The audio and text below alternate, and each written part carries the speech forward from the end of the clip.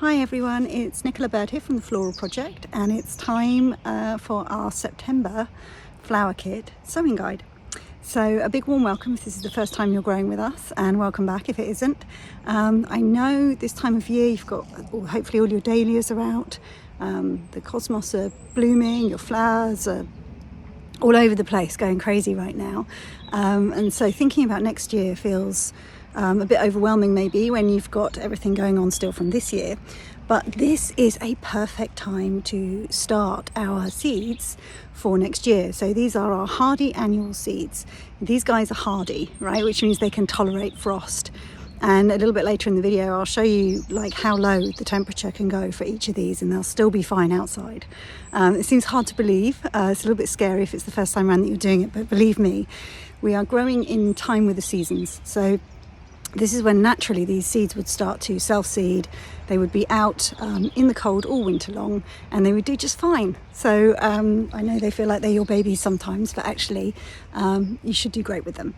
So I just want to talk you through what we're going to be doing and why. So these seeds that you've got this month, they are hardy annuals. So we are going to be sowing them now. We'll keep them under cover while they germinate, and then when they become little baby seedlings, we will prick them out. I'll show you what that means. Or we'll grow them in separate module pots so we don't have to prick them out, but we'll pot them on into, the wildlife is all out today, we'll pot them on into little 9cm pots, and then we will put them out into the garden if they are big enough by before the first frosts come. So for me that's sort of mid to end of October. The first frosts are around the first week of November. It's been a funny old year for weather, so who knows, but that's the plan.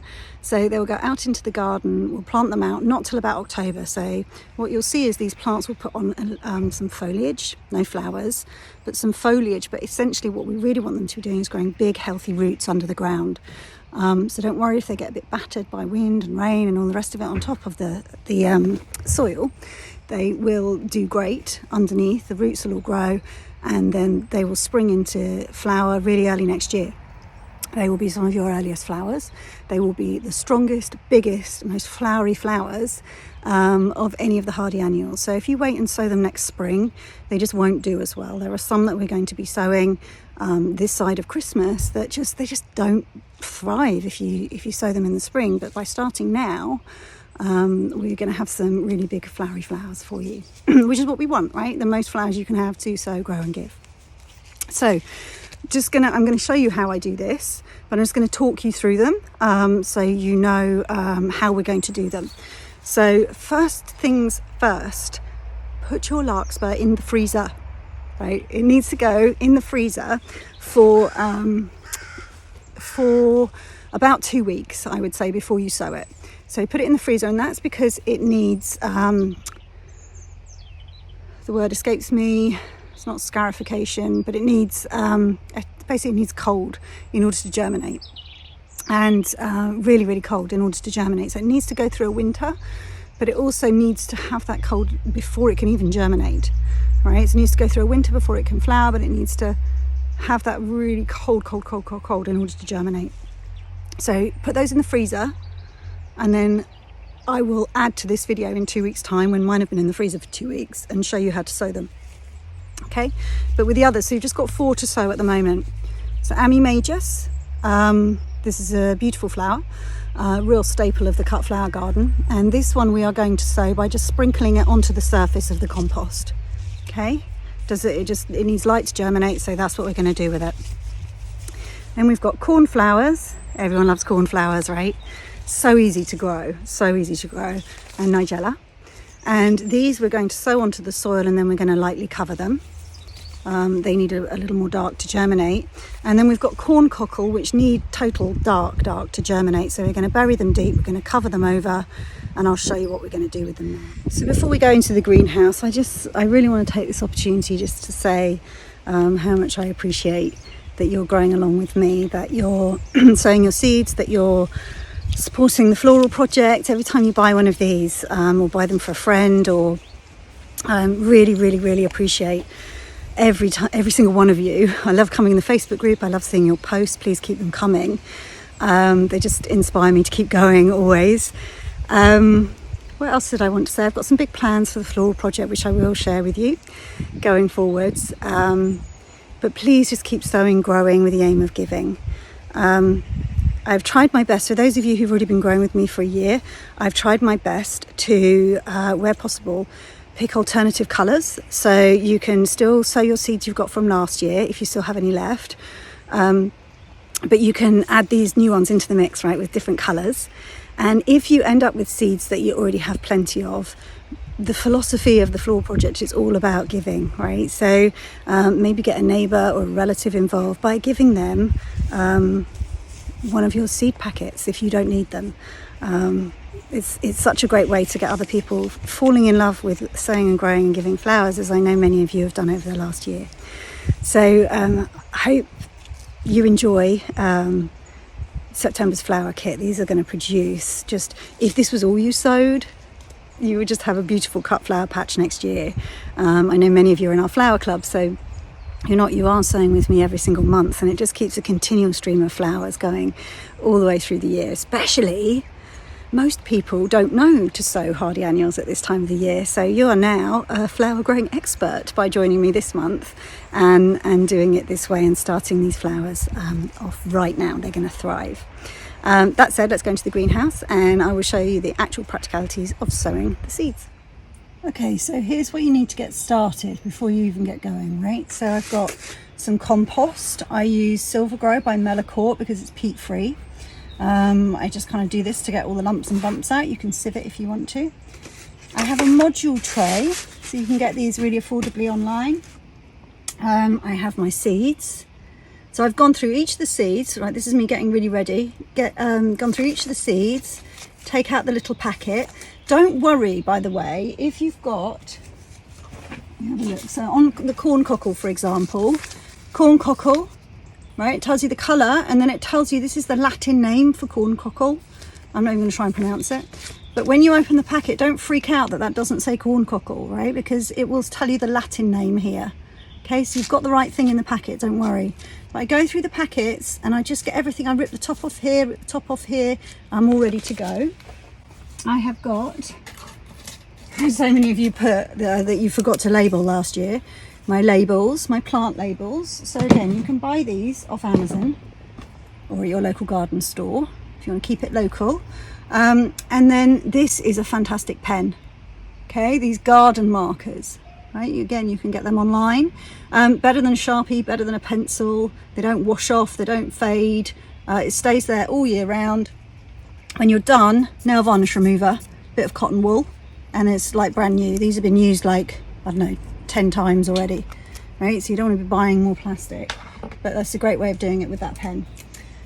Now, so you've got your compost, you've got your tray. The other thing you're going to need, or the thing that I use, is one of these trays with no holes in, because I like to put these on my kitchen windowsill to germinate so I can keep an eye on them.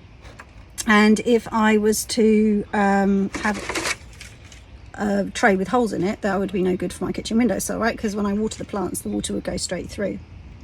So put that to one side for a moment. So all I'm going to do now, you can just do this in a yogurt pot, in a seed tray. You can do it in, I haven't got any little pots.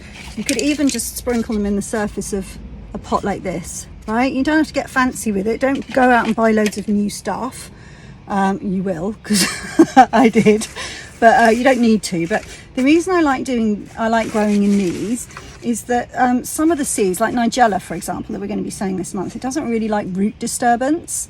So if you sprinkle your seeds in something like this, you will then have to prick each of them out as they start to grow bigger and move them into their own pots as they start to grow. I'll put a link to the video so you know how to do that if that's the way you choose to sow.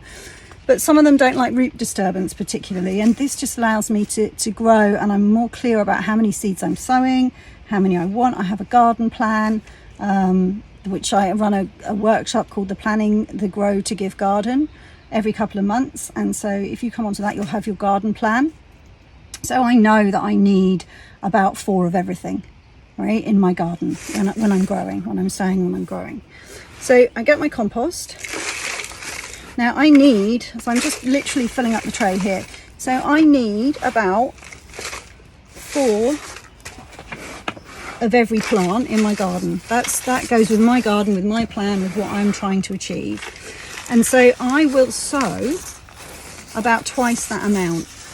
Now I know that the germination of our seeds is good, but I also know that I'm learning, and so some of them won't germinate for whatever reason. Some of them will get eaten by slugs, some of them will just die for no good reason at all. Some of them won't get watered enough, some will get watered too much. And so I always sow more than I need. And in fact, what I'm going to do here, this is just because I can, right? This is a 40 cell tray, so it's 1, 2, 3, 4, 5 by 8. And I have 4 sets of seeds that I want to sow today with my September kit, because my Larkspur are in the freezer. And so what I'm actually going to do is I'm going to do 10 of each, right? Which sounds really extravagant just to get 4 plants at the end, but I kill a lot of plants. And any I don't kill, my neighbour and my mother-in-law love to have. So it's another way that I give with the floral project, is I give my seedlings away to my friends if I've got too many of them.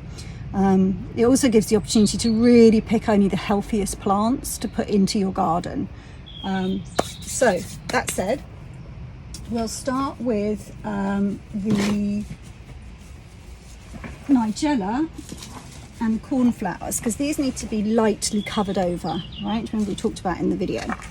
So hoping you can see this here. So I'm going to start here with my Nigella. So all we do with these seeds here, hopefully you can get my hand in the right place so you can see. Okay, they're quite handleable, these seeds.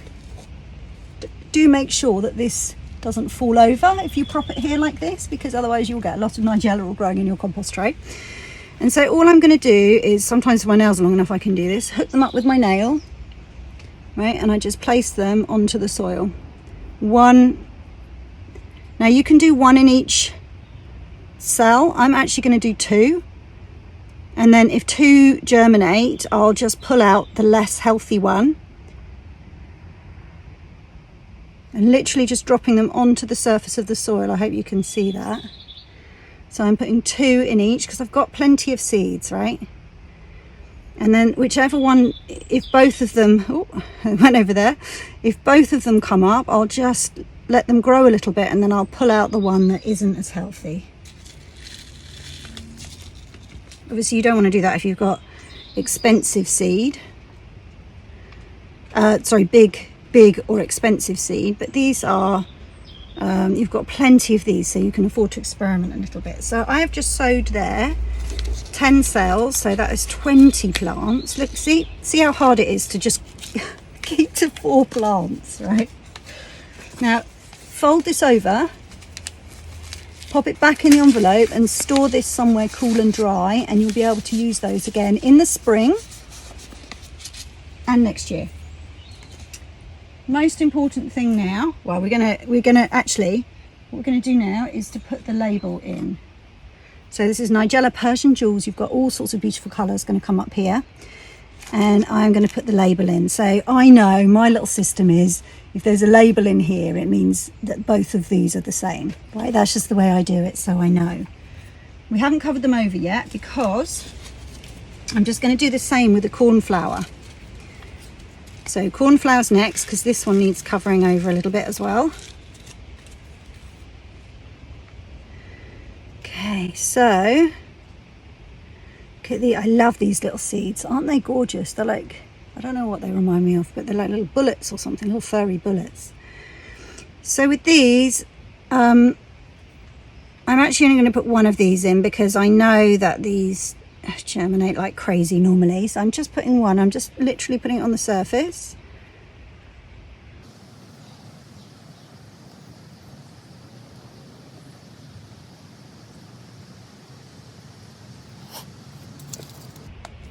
Put those back in the tray again. Do it, I'm going to do it over here out off camera, so do it not over your compost and not over your seed tray. And then cornflower. Don't get them mixed up with corncockle, right? And then you just want to cover them over gently. So I'm literally just putting a little sprinkle of soil over. You don't want to smother them, right, in like 5 centimeters of soil. Gently, because I just knocked one then. So gently cover them over so you can't see them.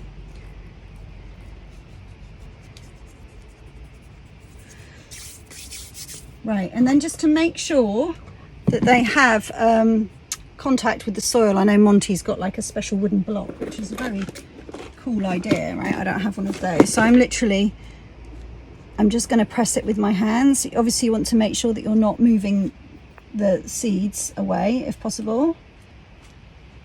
You know, they're not getting stuck to your hands, so make sure your hands are kind of dry. Right, so they're in now. Okay, so now we're going to move to the Ammi, and the reason I do the Ammi next is just that the Ammi just goes on the surface of the soil, so I don't want to risk covering it over when I'm sprinkling over with the others. So you'll see this soil is, these seeds are a bit harder to handle, right? They're tiny. And again, what I'm going to do with these, I think, is I'm going to put 2 in each cell again.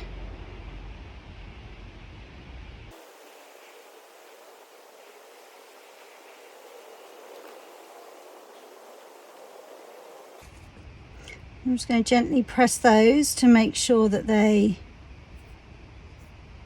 are in contact with the surface of the soil. Yeah, they're fine, they're done, right? And now we're going to come to the corncockle. Move the tray around this way so you can see what I'm doing. So these need dark to germinate. So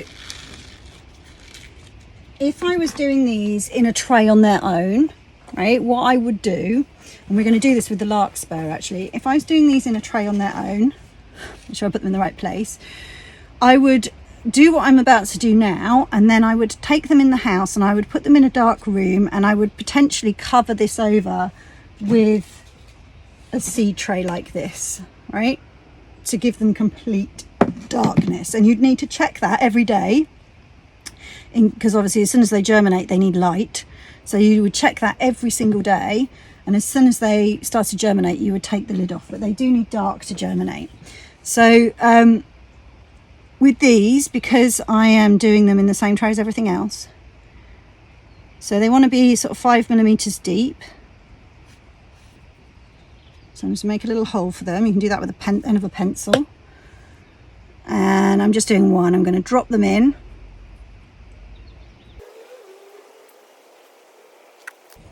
And then I'm just going to cover them over like this to make sure that they are well covered.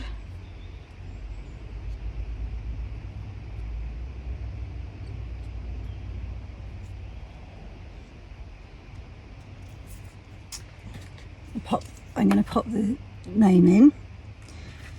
So I think, because what I'm now going to do, right, so now I'm going to pop them in this tray like this, and I don't have any plastic lids with me at the moment because it's been summer, so I haven't needed any, but I'll probably pop a plastic lid over this just to aid with germination in a minute. So what I'm going to do first, I'm going to take this into the kitchen, and I'm going to fill up this seed tray with water sort of halfway up, and then I'm going to pop these in, and then I'm going to set a reminder on my phone, because if I don't set the reminder I won't remember to come in and get them, rescue them before they all get too damp. And I want to set the timer for about half an hour, because this compost is a little bit dry, and then I want to come back after half an hour and I want to see whether the surface of the soil is kind of glistening and damp. If it isn't, I'll set the timer for another 20 minutes and then another 20 minutes. And sometimes it takes a lot longer than you think, because what I don't want to do is now water this from above, because especially these tiny Ammi seeds, they will just get washed off the surface of the soil. So I'm going to water them from below just because it's a bit gentler. Right. The other thing that I do sometimes is I really pander to my plants, and what I'll do after they've had that first soak is probably I use a kid's drink cup or a sports cup, and I literally just hand feed each tray, each cell very, very carefully. You may or may not have the time and inclination to do that. But what I am going to do is I'm going to put a lid on. These are going to go on my kitchen windowsill so I can watch them like a hawk and see when they germinate. Now, these corncockle, because they need dark, really I guess what the easiest thing to do is to sow them in a separate tray, and then you can put them in a dark room. Because I haven't done that, and I like to experiment. What I'm going to do this time around is I'm actually just going to put, I'll find some paper that isn't too heavy, but just that will darken out these cells and keep them shaded. And I'll keep those in there, keep that on there and keep checking it every day. And as soon as I see any hint of life in here, I'll whip that paper off, and the others will then come along. And what I will do is if some start to grow and the others don't, I will just literally pile on some more compost on top of, like, do a little pile of compost on top of the ones that haven't started yet, just so that they are being kept in the dark as much as possible. These will go on your kitchen windowsill. Now, they will take varying amount of times to germinate. Okay, so not everything germinates at the same time, so don't think that one of your seeds has failed. It won't have done, it just takes a little bit longer to germinate. So what we're going to do is, as soon as any of them germinate, any of them, you need to get them outside. Okay, so that means outside but into somewhere sheltered. So I'll put a link below here to how we shelter our seeds at this time of the year with the floral project. Some people have greenhouses, some people don't. It's fine, don't worry, we've got a solution for you. But they need to be outside in whatever your shelter is that you use, because they then need light. So these seeds need warmth to germinate, and then they need light to grow, and they cannot get enough light on your kitchen windowsill. So if you leave them on your kitchen windowsill, they will get long and straggly and try and lean towards the light. That isn't actually horticulturally what they're doing, but that's what they look like, and they'll be long and leggy and unhealthy, and they won't give you good plants. So if the number one thing that you learned this year was one of the first things that I learned that I never knew before, is you cannot grow them on your kitchen windowsill. You have to, as soon as if one of these pops up, this whole tray comes outside into its sheltered spot. And we'll grow them on there, and we'll do it together, and I'll show you what the next step is when you've got little seedlings, and we'll continue together from there. So I will come back here and add a Larkspur video in a couple of weeks, as soon as mine have been in there for a little while. So for the meantime, put that somewhere safe, keep it somewhere dark and cool. No, don't keep it somewhere dark and cool, put it in the freezer. and then set a timer again on your phone to remember to take them out in a couple of weeks. Come back here and we'll be sowing those together as well. Okay, so I'm really looking forward to seeing all your sowing and growing. Let me know in the Facebook group when you've done it, and I look forward to us all growing these beautiful flowers together.